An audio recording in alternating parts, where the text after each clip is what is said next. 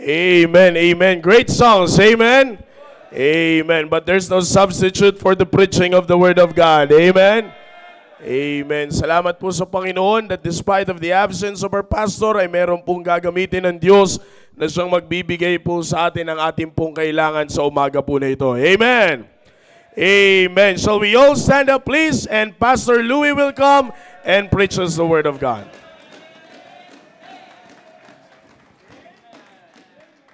Amen. Thank you so much. Thank you, Sir Maki. Good morning po sa inyo lahat. Amen. Isang mapagpalang umaga po, and wow, what a great crowd for this morning. Amen. Alright, so salamat po sa Panginoon, and habang kayo nakatayo na, let's open our Bibles. Umaga tayo makakauwi ngayon.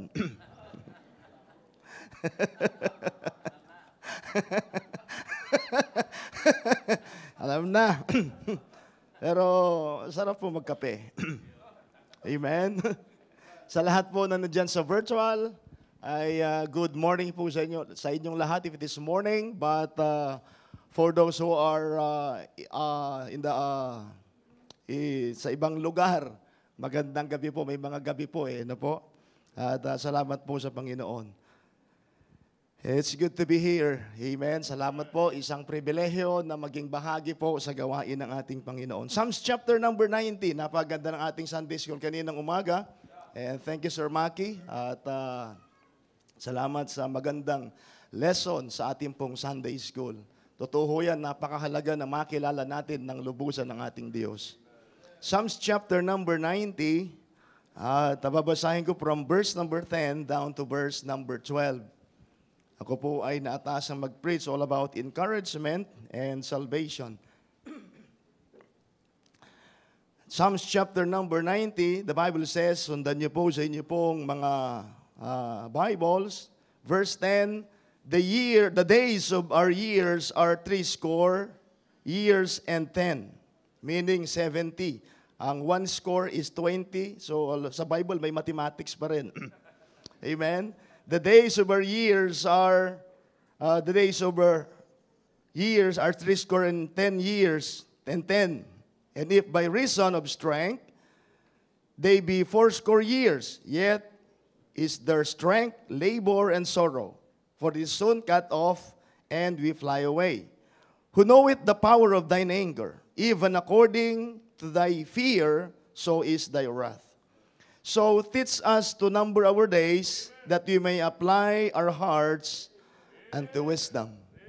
Let's go to the word of prayer. Loving Father, we thank you so much for this wonderful time that once again you gave to every one of us. And thank you for allowing us to be in this great place this morning where we can gather together to glorify thy name and to listen to thy word. Please use me once again. Gamitin niyo po ako. I can do nothing without you, Panginoon. Please remind me of those things na aking pinag-aralan so that may bibigay ko po, Panginoon, sa inyo pong mga anak, even for our first-time visitors, ang inyo pong mga salita. Dalangin ko, Diyos, kayo pong patuloy na magpala. Salamat sa panibagong araw na ito. Salamat po sa buhay ng aming pastor. Continue to take care of him. Saan man po siya kayo naroroon sa US, manguna po kayo. And even, i-bless you din po ang service doon po sa Salapungan. Ito pong lahat ng aming idinadalangin sa inyo, for in Jesus' name I pray. Amen. Amen. Thank you so much. Please be seated in the presence of our God. Now, salamat po sa Panginoon sa pagkakataong ito, at isang pribilehyo lagi na makatayo po sa aking simbahang pinanggalingan. Ano po? At isang blessing na mapagkatiwalaan at ipagkatiwala ng ating buting pastor ang kanyang pulpit sa pangangaral ng salita ng Diyos. And I take as a privilege na makapagbahagi. And nung binigay sa akin yung schedule, sabi ko, nag-schedule po ako ng first service namin doon po sa mission, sa bagong lugar po namin. Nakakuha po kami ng bagong lugar sapagkat yung pong lugar ho namin na hindi na po pwede talagang magamit sapagkat punong-puno siya ng anay. At yung pinagamit po ng member for 5 years. 5 years na po yung mission sa Victoria. And sabi ko, after the Men for Christ, so ito yung medyo napaka-busy araw. So Wednesday, after ng Men for Christ, ay kausap ko po yung may-ari, and yung nakita naming property, at mas mahal pa po sa property sa Salapungan yung unang nabiling bahay kasi nasa 6,500 na per square meter, and that is 436 square meters. And buti naman, pumayag sila na ibigay namin yung kalahati. And walang church ay walang pera, pero biyaya ng Panginoon nakapag-provide ng kalahati. And we move in by the grace of God, and until December ay dapat namin maibigay yung another 50% ng kabuuan. And please continue to pray po, at tuloy-tuloy yung ministry sa Victoria, Tarlac, at biyaya ng Panginoon. Nag-service kami last Thursday. At salamat sa Panginoon ay mayroon pong attendance na 60 doon po sa mission midweek service. Kahit na po napakalakas ng ulan. That's our first service sa bagong lote. And the other Thursday, nandoon po ako sa Baag, sa mission. Our mission doon po sa natives. And nag-revival po doon. Nandoon ako ng Thursday and Sunday. Ay nandoon din uli ako for the anniversary. And it was a great blessing na maging bahagi doon. And sa sunod na mga araw ay nandoon yung hearing namin ni attorney doon sa property. And ipanalangin natin ano man ang kalooban po ng Panginoon. And supposed to be, sabi ko nga po, yun yung first Sunday service sa Victoria. Pero at least nag-service na ako ng Thursday. At least nag-assign na lang ako ng mga preachers. At salamat po sa simbahan natin na biyaya ng Panginoon. May mga men tayo na naiiwanan to be a preacher doon sa ating gawain po doon. So salamat po sa Panginoon. Now, salamat po sa inyong prayer, and sabi ko kanina, it's good to be back dito sa simbahan namin. I always treasure the time na nandito po ako as a part ng ating pong service ngayong pong umaga. And sa mga visitor, you're welcome po dito sa ating pong simbahan. Now, let's go on with our lesson this morning sa ating binasa. Now, Psalms chapter 90 in verse number, Psalms chapter number 90 this is the prayer of Moses. Okay, ito po ay panalangin ni Moses. We know Moses, the great man of God na pinagkatiwalaan ng Panginoon, and bilang leader ng mga Israelites at itinalaga ng Diyos, ay naroroon yung kanyang puso sa gawain ng ating Panginoon. And this is one of his prayer na isinulat in the book of Psalms.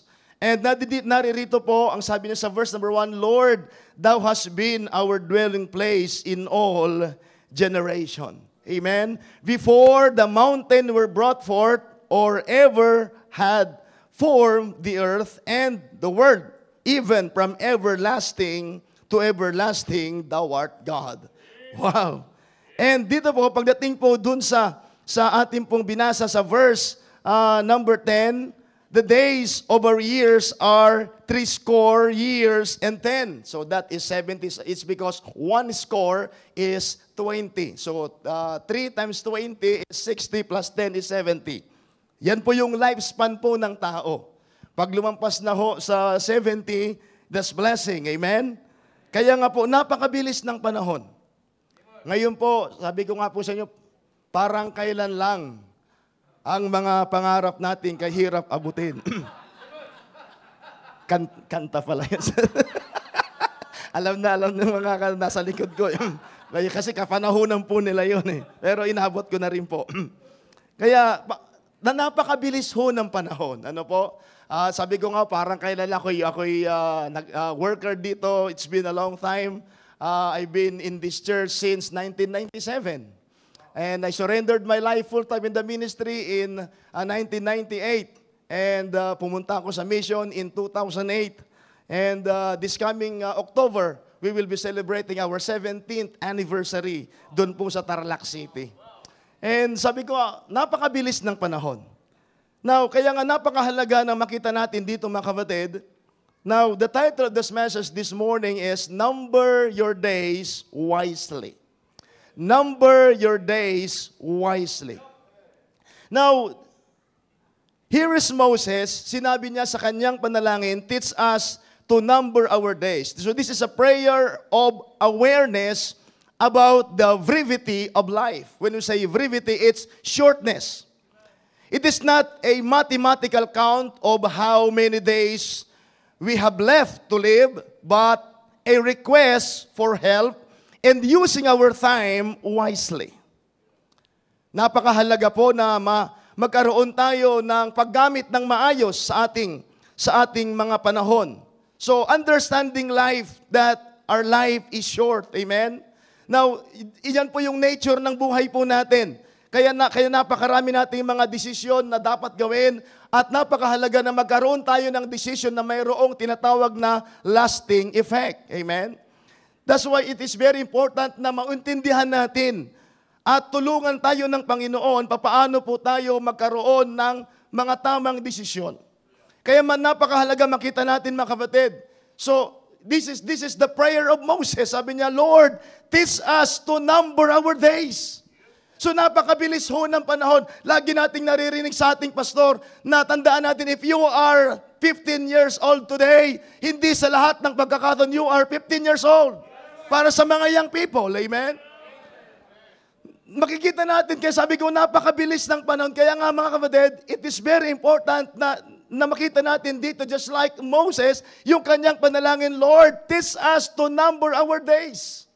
Pahalagahan natin ang bawat pagkakataon. Now, in numbering our days, napakaganda na makita natin, 3 things lang po ang sasabihin ko sa inyo, and we're done. Amen?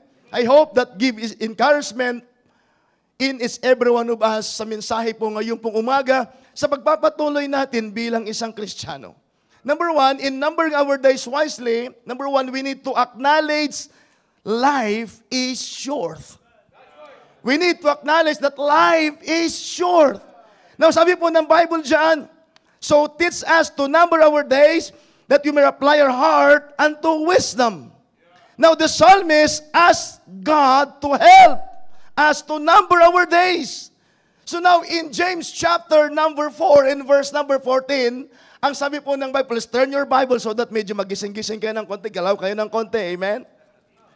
James chapter number 4, a very familiar passage. So, may mga ilang verses ako na ipapakita to prove in the Bible that our life is short. Amen?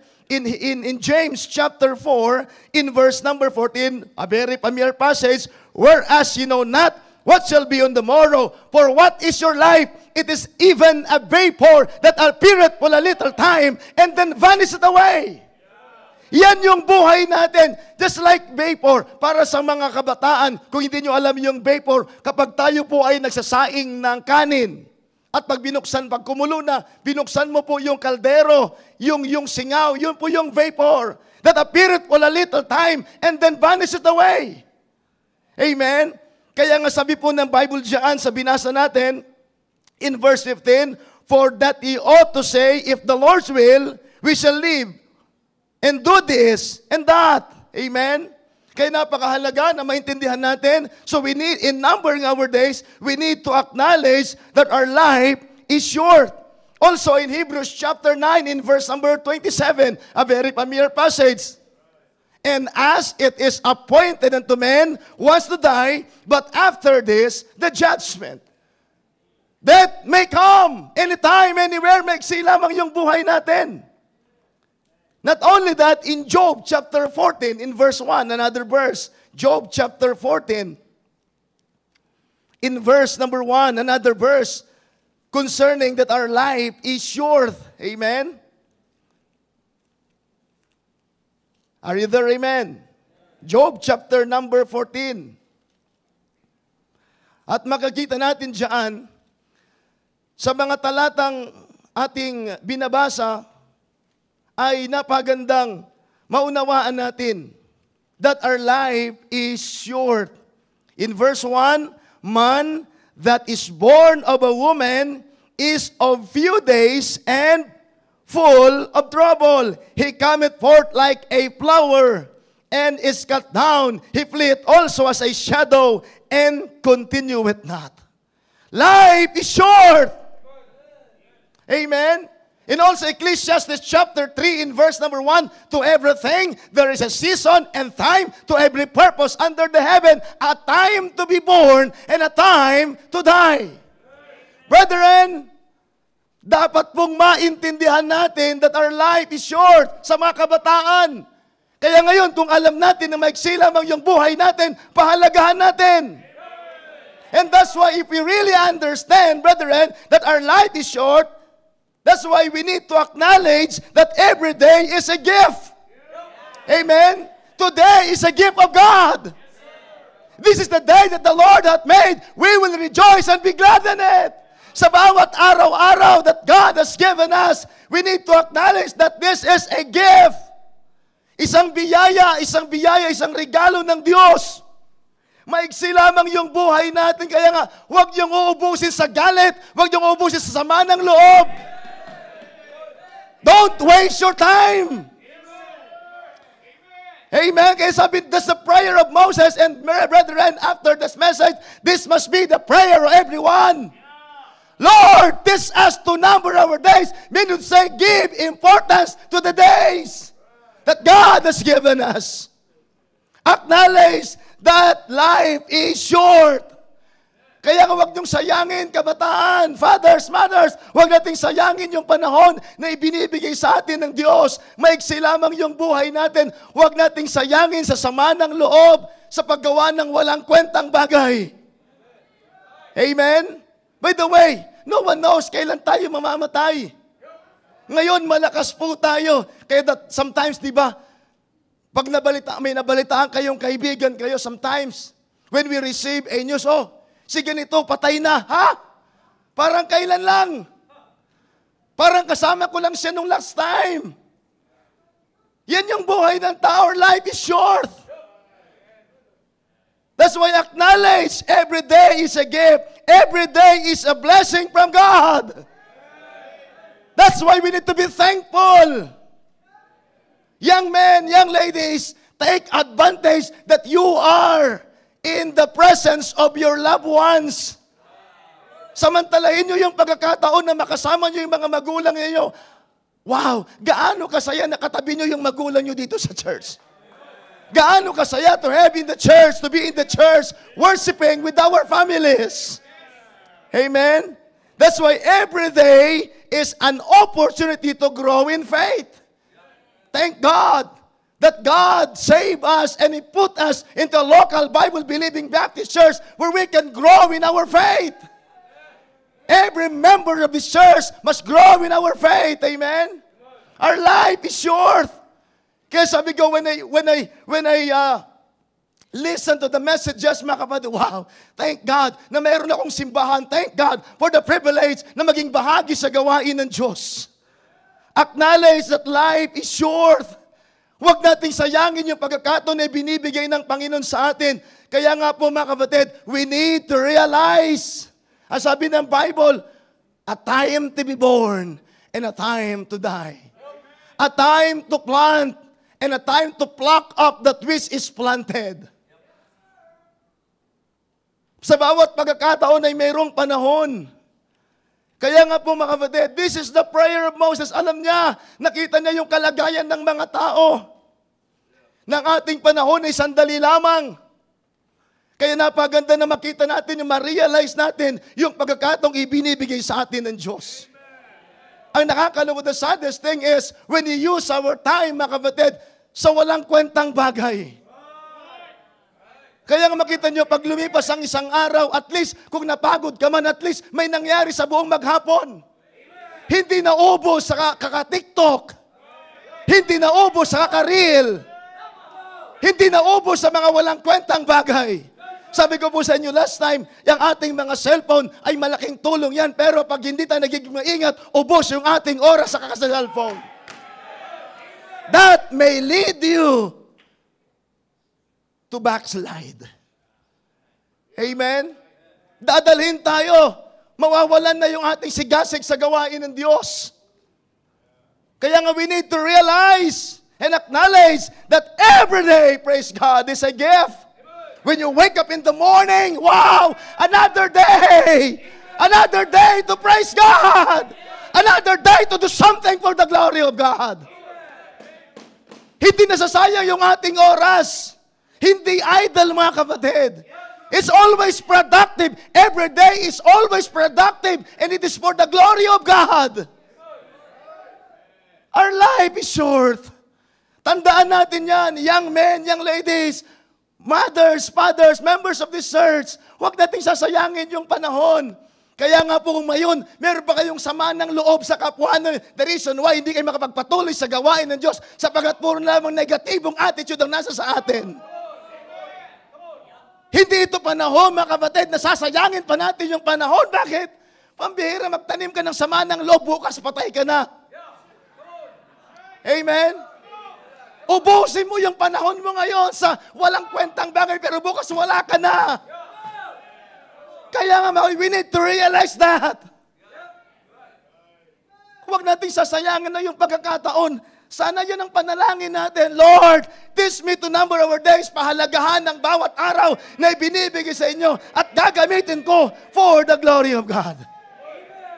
Number 2, not only that, we need to acknowledge in numbering our days, not only that we need to acknowledge that our life is short, but also we need to seek God's wisdom. We need to seek God's wisdom. That's why for us in our church, that's why we're reading the book of Proverbs every day. Don't you? Amen? That is the practice of our church. We are reading the book of Proverbs every day. Why is that? Because we want the wisdom of God. Amen? The Bible says, wisdom is the principal thing. Therefore, get wisdom. And with all thy getting, get understanding. Oh, praise God. Amen? Seek God's wisdom. When we understand that life is short, it becomes essential to seek God's wisdom and how we use our time. Let's take a look, brethren, to Ephesians chapter number 5. The Apostle Paul talked to the church at Ephesus, and here is the word of God. Wake up. Amen. Sinasabi ko sa simbahan namin, kung kayo mga choir member, in-encourage nyo yung mga tao na makinig sa awitin and kumanta kayo para sa Panginoon, sana kayo ang unang-unang excited kapag nag-preach ang pastor.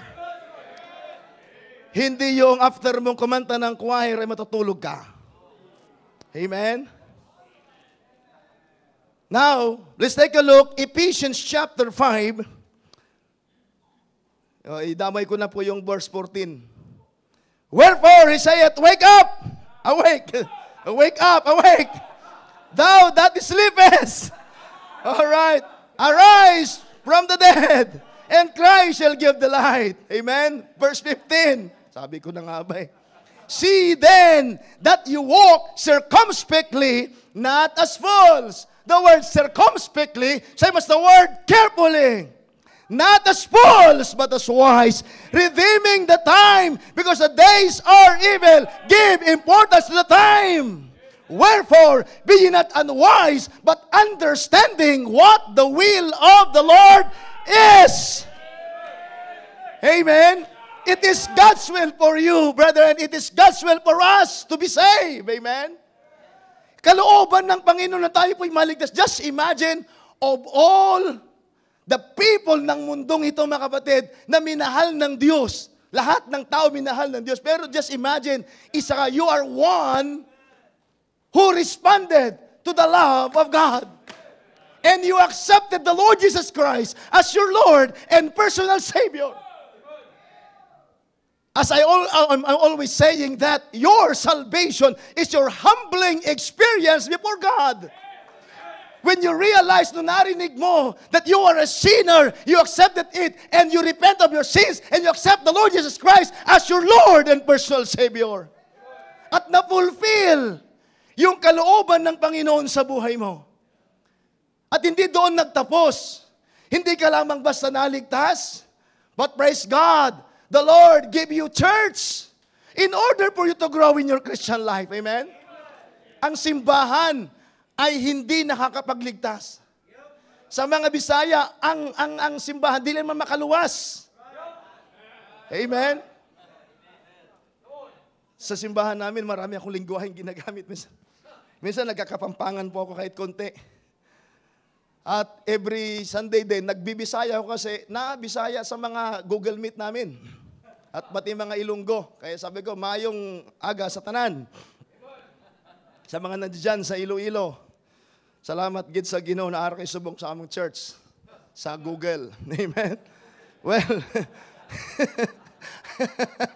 church Google.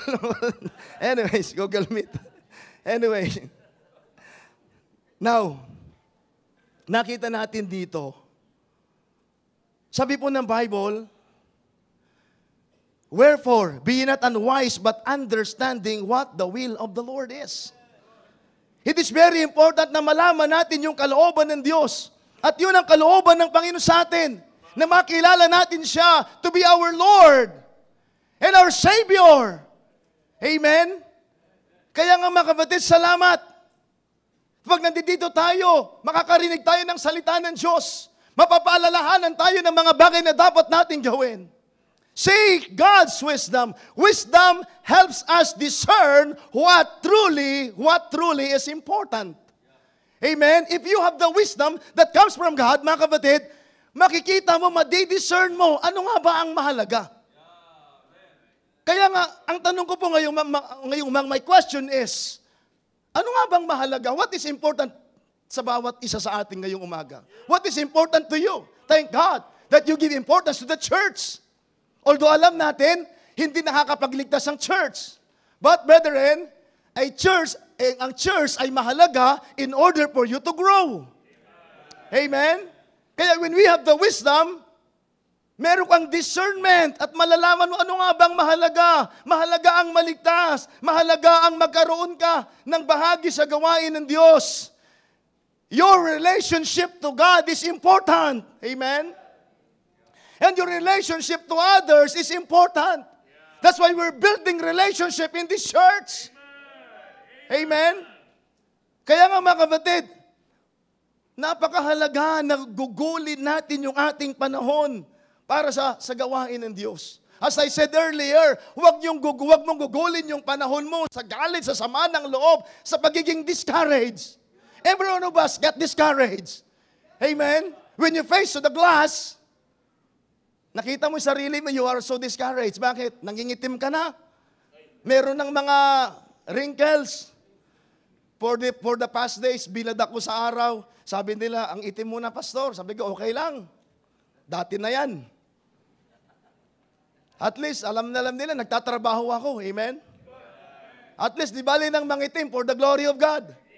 Kaysa naman, ang puti-puti ng mukha, wala namang ginagawa, wala na ibang ginawa, kundi ayusin yung mukha. Magandang mukha, pero hindi man maayos ang puso. Amen? Lagi na lamang nag-i-exercise. Ay, hindi ako makapunta sa Luwining, mainit. Ay, hindi ako makasama sa area, mainit. Ay, nung umuulan naman, I can go to the area, it's hot. Ano bang panahon? Dito lang naman sa atin, hot and hotter. And hottest. Di ba? Kaya nga, di bali nang mangiti, at least maayos yung puso natin. Kaya nga yan lagi yung ating aayusin. Thank God. You have a good heart this morning. That's why you are in the church. Pero, tingnan nyo, those people, they allow their bitterness. They allow their discouragement. That's why they cannot come. Hindi sila makarating ngayon dito sa simbahan. Bakit? Discouraged ako. Mga kapatid, when you are discouraged, ang kailangan mo ay salita ng Diyos. When you are discouraged, don't just sit there and do nothing. You need to understand that you are a Christian. You are a son of God. Don't allow the devil to hit you at ilagay ka na lamang sa isang lugar na wala kang gagawin. Lahat naman tayo, mga kapatid, nadi-discourage eh. Sinong hindi nadi-discourage dito? Lahat tayo napanghihinaan ng loob. Lahat tayo dito. At lahat tayo nagkakamali, nagkakasala. But do not allow your sin to bandage you. Lahat tayo pwedeng magkamali, lahat tayo pwedeng magkasala, pero mga kapatid, do not allow your sin to put you in bondage na wala ka nang gagawin. At maupo ka na lamang at maghihintay ka na lamang ng kamatayan mo. No, it's not. It's time to wake up. Let's ask the Lord to give us wisdom.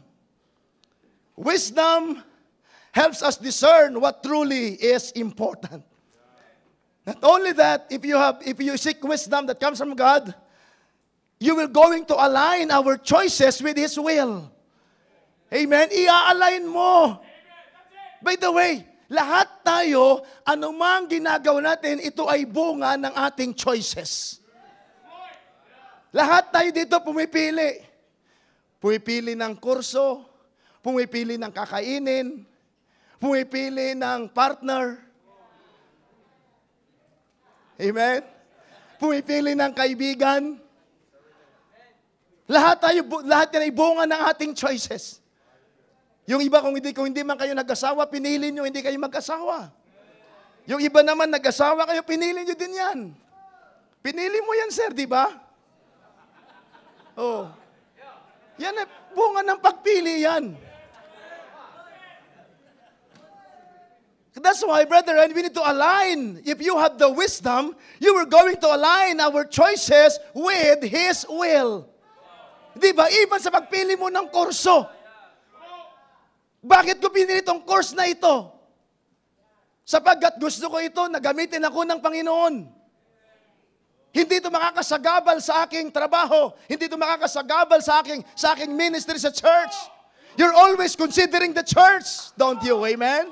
Di ba? When you grow in your Christian life, pag ikaw ay mag-apply ng trabaho, gusto ko, ang pasok ko, walang Sunday. Bakit? I need to be in the church. Take it or leave it. Well, totoo po yan eh. Totoo yan. Kaya nga yung mga choices natin, mga kapatid. O kaya nga, halimbawa, pinili mo, nag-asawa ka, pinili mo nang wala sa church. Saan ka dadalhin? Amen? Ito yung pinili mo. Saan ka dadalhin ng pinili mo? Kaya nga, mga kapatid, if you have the wisdom that comes from God, brethren, you will going to align your choices with the will of God. You will always to ask God, Lord, what is your will? Yun yung pinakamaganda. Ano yung kalooban mo sometimes? Meron tayong gusto pero ayaw ng Diyos. Nakita nyo in the book of Proverbs, ang sabi ng Bible, there are many devices in man's heart. Nevertheless, the counsel of the Lord that shall stand. Brethren, as my testimony, I never plan and I never dream to be a preacher. Hindi ko po pinangarap. Pero alam niyo po ba, nung dinala ko ng Panginoon dito sa simbahan, nakapakinig ko ng salita ng Diyos, sabi ko, wow, Panginoon, gusto ko pang magsilbi sa inyo. Hindi ako napunta sa simbahan for pera. Well, in fact, sabi ko nga po sa inyo, salamat sa Panginoon. For those who are here in our church in 1997, sapagkat 97 ako nakarating doon sa Fort Bonifacio. And after that, napunta dito ng 1997 na ng September. My goodness, hindi niyo magugustuhan tong lugar na to. You will not like it. Bakit? It is full of bush. Paligid yan ng talahiban, mga kapatid. At least mahalu-haluan ko ng konti, at least alam nung mga nakikinig na puti at saka itim. Punong-puno ito ng grass. And now, look at this, mga kapatid. Kaya nga naalala ko, the first time na umalis si Pastor, 1998, he went to the US. Nag-i-import pa ng preacher galing sa Laguna. That was 1998. But praise God. Salamat sa Panginoon, marami na mga missionaries nang galing sa simbahan natin. Amen? Marami na mga preachers dito na mayroong kakayanan na mangaral ang salita ng Diyos. And look what we have today. Amen? This morning, earlier this morning, nakita ko po yung mga bata doon sa ating extension. Wow, they are sitting in the floor. Bakit? Hindi na kayang i-accommodate. Amen? Pero masaya sila. Kaya nga mga kapatid, salamat sa Panginoon. Kaya if you have the wisdom that comes from God, you are going to align your choices. Kaya sabi ng Bible, understand what the will of the Lord is.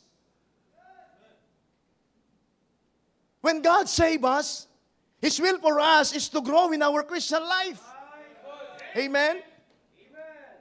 Kaya nga nakikita natin yung sarili natin. Kaya nga, ito sinasabi ko po sa simbahan namin.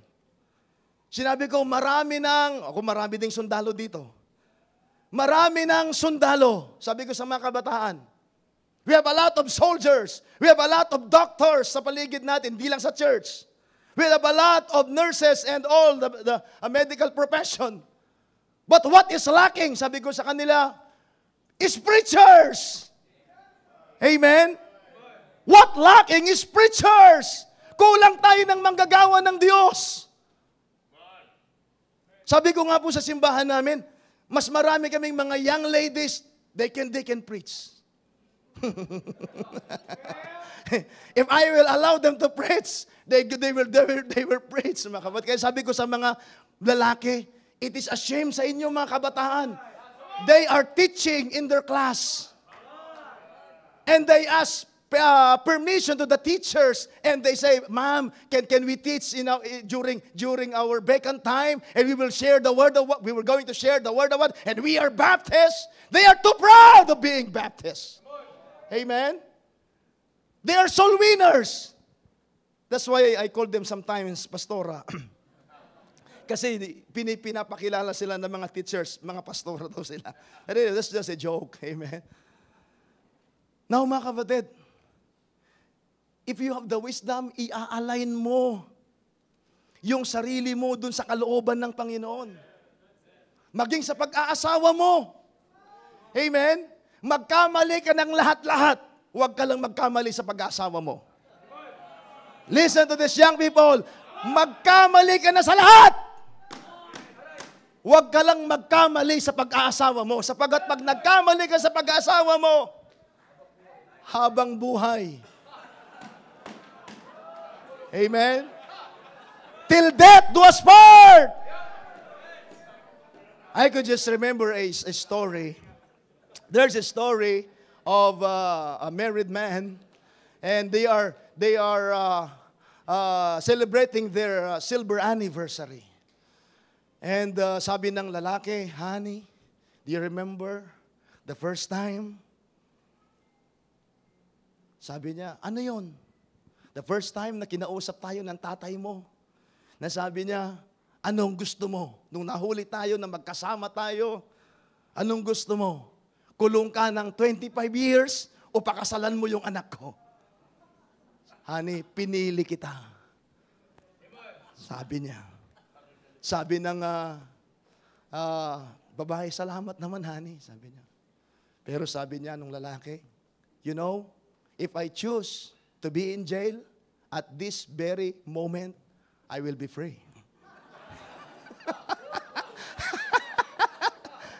Kung pinili ko pala yung jail noon, malaya na ako ngayon. Pero ngayon, nakakulong pa rin ako sa'yo.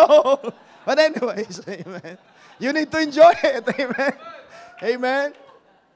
At least salamat sa Panginoon. Kaya nga, now, that's only a joke, mga kapatid. Pero yung iba, totoo. Nakakulong kayo sa kulungan ng inyong mga asawa. But anyways, kaya po mga kapatid, ulitin ko po, kayong mga kabataan, ayusin ninyo yung pag-aasawa ninyo. It's because pag hindi nyo inayos yan, habang buhay. Maaring ngayon, mabait pa, at ngayon, ang bait ninyong dalawa. Pero pag nagkasama na kayong dalawa, sasabihin ko sa inyo, dito, hindi ko sinasabi na to put everybody to shame, everyone to shame. Hindi po. Hindi ko po trabaho yon. May mga full-time dati dito. Hindi ko nalalagay sabihin ng pangalan, pero full-time. Nagtanan. Hinahanap pa namin alas 2 ng madaling araw. Talagang mahal nilang isa't isa kahit hindi pa oras. Hanap kami ng hanap. Pati ako, kasi driver, hanap kami kung saan hanap. Kung saan nagpupunta, hindi namin nahanap. Hanggang sa nag-asawa na rin sila. Ayun, ngayon, hiwalay na rin. Oh. Kita niyo na yan? Hindi lang yung isa, marami yun. Kung gusto niyo malaman ng mga pangalan, pumunta kayo sa akin mamaya. May bayad. Mga chismosa pala.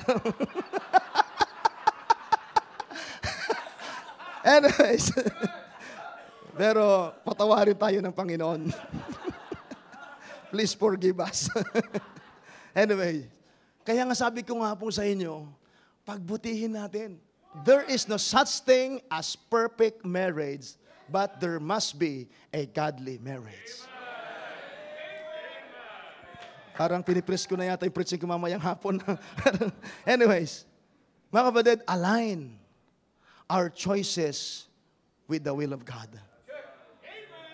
That's why, in aligning our choices, we need to start each day by prayer and asking God for guidance. Gabayan tayo ng Panginoon sa bawat lakad natin.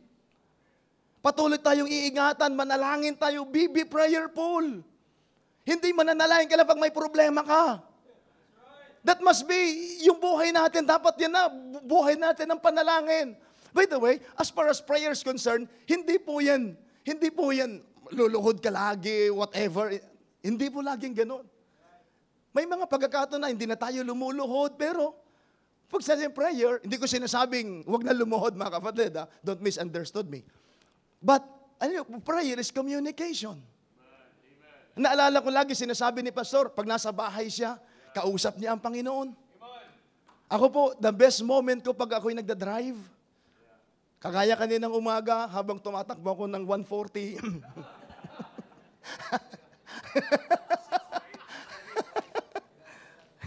pero buti walang ticket.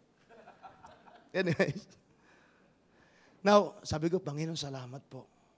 Paakyat ako ng bundok last time. Thursday, paakyat ako ng bundok. Sunday, paakyat ako ng bundok. Sabi ko, Panginoon, salamat. I never imagine na mangyayari sa akin to. Pupunta ako sa engagement at magbabahagi ng salita ninyo, Panginoon. What a blessing. What a blessing to be used by God. What a blessing na makita ko yung ministry doon sa bundok. What a blessing na makapagbahagi ng salita ng Diyos. At nandoon ako as early as 8 o'clock, nakikita ko people are coming to church doon sa tuktok ng bundok, mga kapatid. At the top of the mountain, natives are coming. Wow, sabi ko, Lord, thank you so much for the opportunity that I can be a part of the ministry here. This is the ministry of our church in Port Bonifacio, and thank God that I have a part. Sabi ko, salamat. So yun yung panalangin ko. So I take time to pray to the Lord. Panginoon, salamat po. Pag naalala ko yung mga members, Panginoon, pagpalain niyo po yung mga kapatiran. Yun yung best moment ko sa Panginoon. Kaya nga, we need to start our day asking God for His guidance in our decisions. Don't you know, brethren, there's a lot of distraction. Maraming pwedeng mag-distract sa atin sa mga manggagawa ng Panginoon. You made already the best decision that you surrender your life full time in the ministry. But the saddest thing that you already made a decision, made the best decision, but a lot of us are distracted. And some of workers are quitting the ministry. I cannot understand. Hindi ko po maintindihan. Sabi ko, pambira. Sabi nila, mahal nila ang Panginoon. Mahal nila ang gawain ngayon. Na in love lang, iiwan na ng gawain ng Panginoon. Diba? Kaya meron nang mababaliw-baliw. Bigla na lang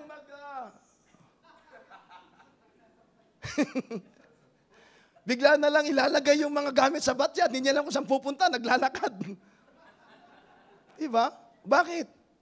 Yung kanyang gusto, mag-asawa na. Kung nag-asawa na, maraming distraction. Nagsuko na ng buhay sa Panginoon. Paano kayong pamilya ko? Hindi mo ba siya naisip yan bago ka magsuko ng buhay na meron kang pamilya? Pero sabi ko sa Panginoon, sabi ko nung ako'y sinulatan ng magulang ko, sabi ko, Panginoon, nagsuko ako ng buhay sa inyo, I surrendered my life full time in the ministry. Ingatan niyo po, ibigay niyo ang pangangailangan ng pamilya ko. That's why, brethren, sa lahat mo nandito, kung meron kayong anak na nagsuko ng buhay sa Panginoon, at least, merong nananalangin sa inyo lagi. Kaya nga sabi ko, yun yung, I never send a money sa aking parents. But sabi ko, I just pray to the Lord that, Lord, God, please, ibigay niyo po yung need nila, ingatan niyo po sila. At wala naman akong naitulong sa kanila na pera, pero nag-survive sila by the grace of God. Bakit? mas higit ang Panginoon kaysa sa akin. To provide their needs. Kaya maging sa inyo, nag-hesitant kayo na magpagamit sa Panginoon. Wisdom from God allows us to focus what really matters. Para sa atin, ano ba talagang mahalaga? Napakahalaga na makita natin, mahalaga ang Diyos. Mahalaga ang ating pamilya, mahalaga ang ministry, mahalaga ang church. That's why, brother, avoid distraction that leads us away from the purpose of God. Merong layunin ng Panginoon sa atin. God wants us to enjoy the things of God. Kaya nga sabi ko nga sa inyo, mga kapatid, kaya kayong mga workers na nandito, alam nyo ba na maraming taong naiinggit sa kalagayan ninyo, nagsuko kayo ng buhay sa Panginoon, na hindi kayang gawin ng iba. Kaya be faithful to God. At sa mga members naman, you might be, hindi po kayo full-time, you are member of this church, pero alam nyo ba na yung mga kapitbahay ninyo, naiinggit sa inyo, hindi nyo lang alam. Na nakikita nila, oh, they are going to church. Oh, wow, ang saya-saya naman nila. Pupunta sila sa simbahan, masaya sila. Samantalang tayo dito, wala tayong ginagawa. Diba? Kaya mga hindi nyo minsan nare-realize, ito sinasabi ko lagi, sabihin ko naman uli dito, nabanggit ko na dati. Sinasabi ko sa mga members namin, if you are discouraged, sabi ko, sumama kayo sa akin, let's go up to the mountain para makita niyo yung mga miyembro sa bundok. Pinoproblema nyo, yung kalagayan ninyo, lagi na lamang tayo, we're always thinking, yung bagay na wala tayo. Pero hindi mo iniisip yung bagay na mayroon ka. Amen? You're always thinking of the things that you don't have. But you don't realize the things that you have. Hindi mo nare-realize kung anong meron ka. You have family. You have your work. Habang iba nagre-reklamo na walang bahay. Pero at least may pang-upa ka. Pero yung iba talagang as in wala, nakatira sa kalye. Yung iba nagre-reklamo kayo sa luma ninyong sasakyan. Yung iba nga, wala nga sasakyan, naglalakad nga eh. Pero yung mga sasakyan, nagre-reklamo, sila pa yung late. Kaya nga mga kapatid, hindi mo nare-realize ano yung mayroon ka. Lagi na lamang tayo nag-isip, wala. Pero hindi mo naisip, anong meron ka? Well, in fact, mga kapatid, kaya nga, it's a matter of choices. Kaya nga, when you choose to do something for the glory of God, na yan ang nagbibigay sa'yo ng kagalakan, kaya nakikita mo yung sarili mo, nagiging masaya ka. It's fulfilling. Amen? That's why it's good to see old members from our church na nag-stay. And you chose to be here and to stay in our church. At nakita nyo yung biyaya ng Diyos sa buhay natin. Amen? Kaya nga, seek God's wisdom. Ask God to give you wisdom. Mayroong mga problema sa pamilya natin. Ask God, paano mariresolve yung problemang yan? Maaari yung attitude natin nang hindi maganda. Kaya nga sabi ko, ayusin natin yung ugali natin. Seek God's wisdom. Number 3, the last. Live intentionally. Live intentionally. What does it mean to live intentionally? Making conscious choices align with your values and goals and a clear sense of purpose. Sa Tagalog, mga kapatid, mamuhay na mayroong layunin. Amen? May layunin, napakahalaga na mayroon tayong layunin. Bakit tayo nandito? Merong layunin, bakit iniligtas ng Panginoon? God has a purpose. Kaya nga live intentionally sa bawat araw-araw. Mayroong layuning gagampanan, mayroong tungkuling gagampanan. Hindi ka na naman naghihintay ng kamatayan. Amen? May layunin. It involves being mindful of your action. Amen? Live intentionally. It involves being mindful of your action. There's gonna be a time na parang gusto mo nang magalit, pero bantayan mo yung action mo.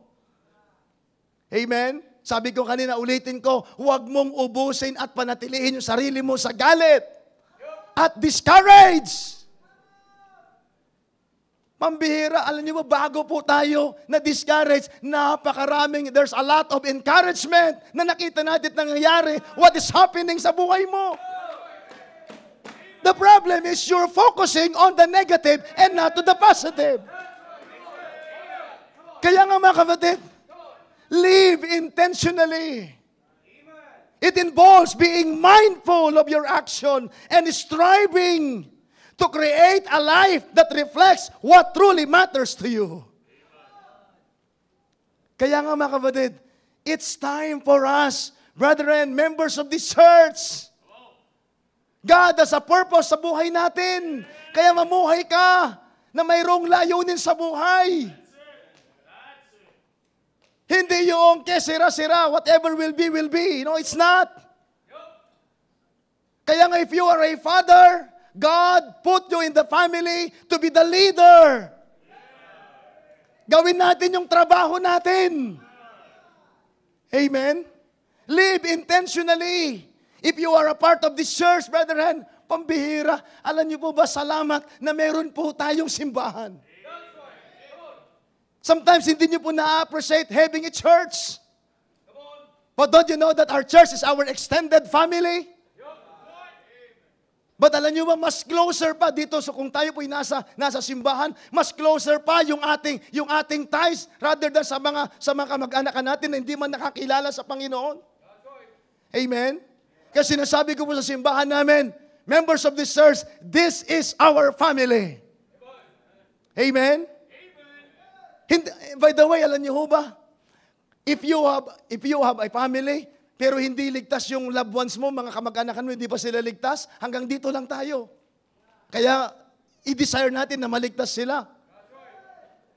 And after that, at least, pag sila'y naligtas, hanggang sa langit. Amen? That's why, that must be the desire ng bawat member ng family natin.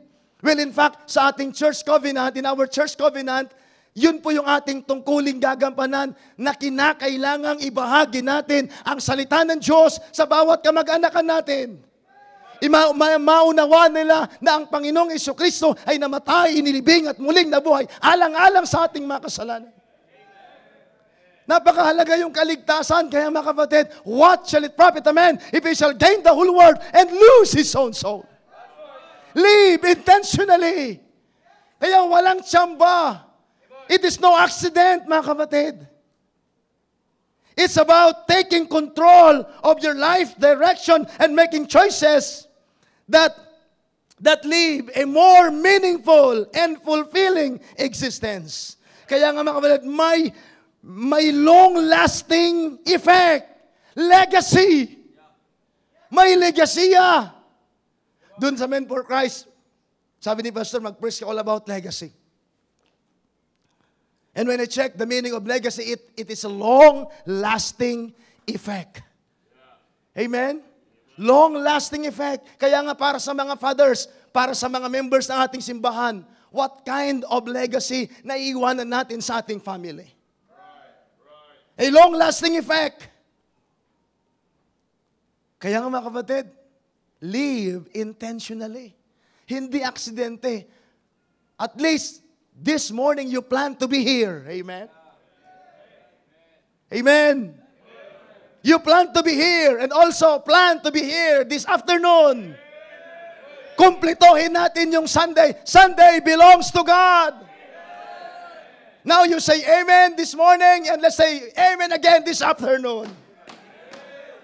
Live intentionally. Kung ano mang gagawin natin, talagang plinano talaga natin, mayroong layunin kung bakit tayo nandito. At least kung mawala na, tapos na yung layunin ng Diyos sa ating buhay, kukunin na tayo ng Diyos.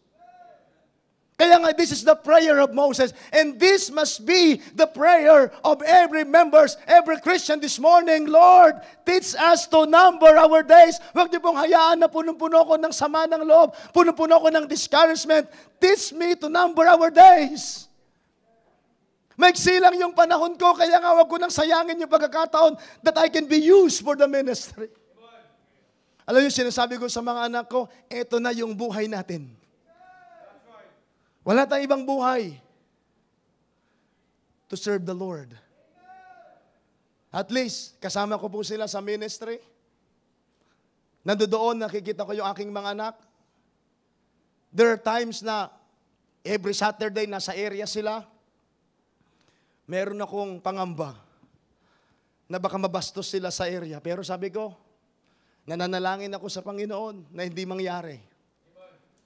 At least, nag-i-enjoy sila sa area. Nararanasan nila yung they are knocking the doors. And you know, alam niyo naman, pagka kumatok ka, tao po, I am from Christian Bible. We're busy.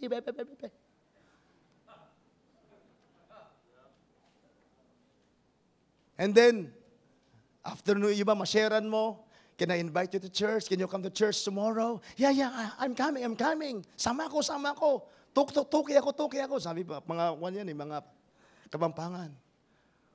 Potang benge. Tapos pag sinundo mo na, wala man. Pag uwi nila sa church tayo, yung sinundo namin, nagtago, tumakbo, they run away. Sabi ko, sige lang anak, keep on going, don't be discouraged. At least, totoo ka, nung sinabi nila, nung sinabi mong sunduin mo sila, sinundo mo sila, wala sila, bahala ang Panginoon sa kanila. If they are lying, bayaan mo sila. Diba?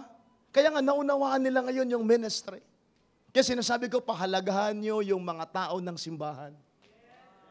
Kaya nga, salamat po sa Panginoon. At least, nagkakaroon tayo ng burden sa mga tao. Yan ho yung napakahalagang bagay sa buhay natin. Kaya if that is your purpose to be a blessing, wow, mga kapatid. At yan ay pinipili. As I close, living wisely involves dedicating our time, our efforts, our talents, and treasures to glorify God. Make decisions that your faith grow and be faithful in serving Him. Teach us to number our days. Numbering our days encourages us to think more about our goals and using our time wisely, effectively, to accomplish them. Hindi lagay ka ng Panginoon dyan. Kaya mga kapatid, samantalahin natin yung pagkakataon na mayroon tayong panahon. Naisip niyo ba na after this, anong mangyari sa atin? Kung wala tayo sa Panginoon. Last time may kausap ako na tao na galit sa pastor, galit sa church. Sabi ko po sa kanya, alam niyo po, we're already old. Hahayaan mo ba na magtatapos yung buhay mo na meron kang sama ng loob? Hahayaan mo ba na kukunin ka ng Panginoon? At alam ko, kung alam mo, ligtas ka, pupunta ka naman sa langit, pero it's sad naman na kukunin ka na masama loob mo. Hindi mo nagawa yung dapat mong gawin para sa Panginoon. Kaya nga mga kapatid, it's time for us. Be like Moses. Be like the prayer of Moses. Teach us to number our days that we may apply our hearts unto wisdom. Sa buhay natin, bilang isang Kristiyano, as I said earlier, maraming mga discouragement, maraming mga pagsubok. Pero, salamat that God is giving us wisdom to handle those problems sa buhay natin. As of now, as I close sa simbahan po natin ngayon sa Salapungan, A lot of people coming to my office at tumatawag sa akin, punong-puno ng problema. At sabi ko, nararanasan ko yung mga kabigatan. At may mga pagkakataon, sabi ko nga po, mahirap, mabigat. Sometimes napakahirap yung maglagay ka ng tao sa posisyon. Tapos, magkakaroon ng problema. Kaya, please, sa mga napagkakatiwalaan dito, pagbutihin po ninyo yung ginagawa natin para sa Panginoon. Kaya sinasabi ko po lagi ito, laging pinapromise ito, anumang bagay na magagawa ko to help our pastor sa ministry na pinagkatiwala sa kanya. Alam niyo, sabi ko nga, ito, sa akin na lamang sa maliit, although I am handling a two church, one church and another mission. Sabi ko, masakit sa ulo. And honestly, to be honest, ngayon, when I was a full-time staff, pag natulog ako, sarap ng tulog ko talaga. Pero ngayon, hindi ko na ewan ko siguro dahil sa pagtanda o pag-edad. Dahil sa pag-edad siguro nagbabago. Pero, hindi ako nakakatulog ng maayos. Kasi dami kong iniisip. Sabi ko nga po doon sa isang project namin, sa Victoria, talagang, sabi ko, biyaya lang ng Panginoon ito. Magkano lang yung pera ng church, pero napakalaki yung bayarin. Pero, salamat sa Panginoon. Take time to pray and ask the Lord to help me na ma-acquire yung property. Mas mahal pa sa salapungan. Kasi po, napakalapit lang yung munisipyo. Pero sabi ko, salamat sa Panginoon. At nakikita ko din po, the more na maraming mga challenges, the more na maraming problema, the more din na magtitiwala ka talaga sa Panginoon. And ask the Lord and beg God that God will do something. The last time na galing po ako dito, na nag-preach po ako before ako sana na pumunta ng Surigao. Salamat po, nakarating ako ng Surigao, nakita ko yung ministry. And sabi ko, sad na iwanan ang gawain. At nandoon yung property, tiwangwang, buti may pastor na nag-handle pa rin, may mailang naiwan pa. And then, pagbalik ko dito, umuwi ako, hindi na sana ako dadaan ng mission, pero sabi ko, Panginoon, we really need this property. As early as 2:30 in the morning, nandoon ako sa tapat ng mission house na nabibilihin. Sabi ko, Lord, please give us this property. At alam niyo po, may buyer na, ikakas nila. Pero, pinili nila yung church na magbibigay lang ng 50%. And another 50% to follow on December. Kaya sabi ko, hindi ako pa makapaniwala na ibinigay na lang, although kalahati pa lang. And mayroon pang another 50% that we're going to pay on December. Pero sabi ko, Panginoon, salamat po. And now, nag-service na kami ng first service. Sabi ko, salamat sa Panginoon. At least, sabi ko, nararanasan natin yung blessing ng Panginoon. A lot of discouragement. Kausap ko nung last time, isang staff, problemado, problema sa family. But sabi ko, sige pa rin. At least, natututo tayo na ilagay ang ating sarili doon sa kalooban ng Panginoon. That's why, brethren, as I close, let's always ask God, whenever that we have problems, ask wisdom. Seek wisdom from God. Salamat, nakaka-ask tayo ng advice sa mga pastors and preachers, but most of all, patuloy na tumibay ang ating pananampalataya sa Panginoon. I hope learn something. Sa buhay natin, there's always ups and down and ups and down and ups and down.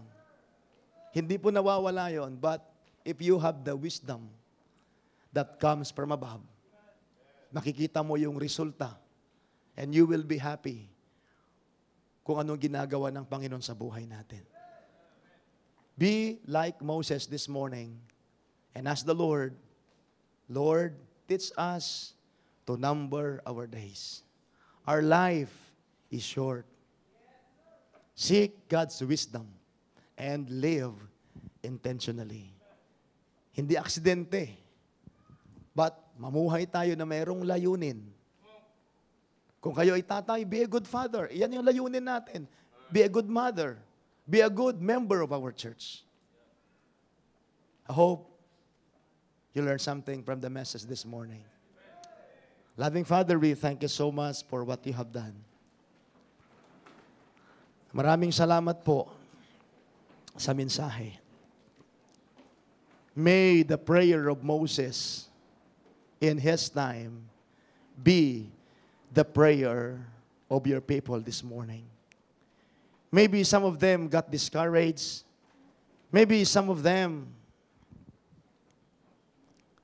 experiencing troubles and testing and challenges. But oh God, do something in the midst of us. Maybe we be challenged for the prayer of Moses, Lord, teach us to number our days. We know that our life is short. Huwag na sana naming ubusin pa sa sama ng loob, sa galit, sa mga negatibong bagay. But, magsik lagi kami ng wisdom. Help your people this morning. Our head bows, eyes closed. It's time to talk to God this morning. For those who are in our virtual service, it's time to pray. It's time to talk to God. Let's be honest to God this morning. Discouraged ka man ngayong umaga, but be like Moses. Teach us to number our days.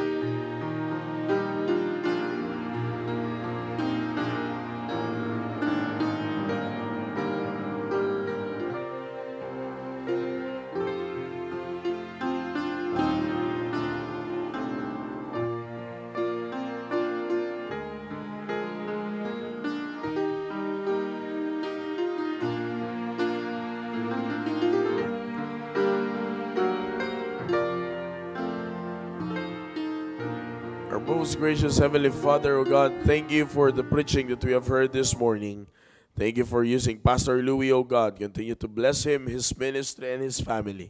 Salamat, Panginoon, sa katotohanan po ng inyong pong salita na siyang nagpapatunay, Panginoon, na kailangan po namin ng inyong pong gabay sa aming pong buhay. O God, please teach us to number our days wisely. There are many times na marami po kaming sinunod na ayon sa aming sariling pamamaraan upang pamalakad, Panginoon, ang aming pong buhay. Inyo po kami patawarin, O Diyos, sa mga pagkakataon po ngayon.